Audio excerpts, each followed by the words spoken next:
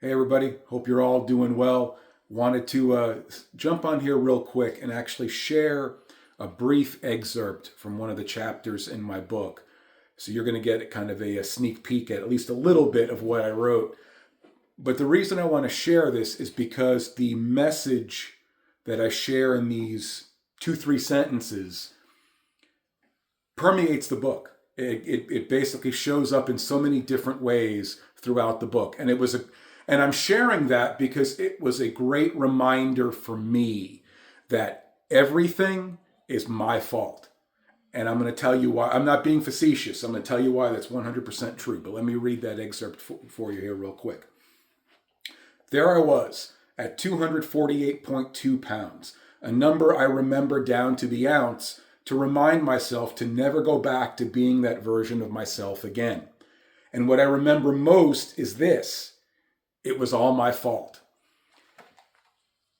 And let me share the background real quick to that particular excerpt there. I was heavy in my 20s and 30s. I didn't grow up heavy. I didn't grow up eating poorly. I always tell people that my family, we're a Western European family. My family's from Portugal. We were on the Mediterranean diet before there was such a thing, before anyone attached a fancy name to it and made lots of money off it. We had the fishes and the salads and the veggies and the oil and vinegar. I mean, really healthy foods.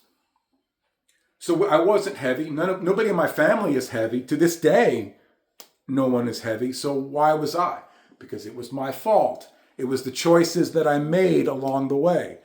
And even though I talk about throughout this book the lessons learned, the fear that was ingrained in me growing up, I also understand that it was my fault. I chose to take those lessons, and they weren't necessarily lessons that my family wanted me to be afraid. They thought they were doing right by me, and they absolutely 100% did. Ultimately, as an adult, the choices were mine. And I had to decide whether I was going to lean into the fear or run away from it. And for many years, I chose to run away from it. Because as I've said several times before, and if you follow me on social media, you've seen this, it was much easier to tolerate disappointment than deal with fear. And once I broke through that, I realized that the fear was good. It should be a motivator. It should inspire me. It should make me want to go after something, no matter how scary it may seem. I lean into it now. I didn't used to do it then. So any mistakes I made back then, heck, any mistakes I make now and any mistakes I make in the future, it's all my fault. I take ownership of it, as we all should. We all should take ownership of the mistakes we made. And once I discovered that, I had so much more time to find solutions.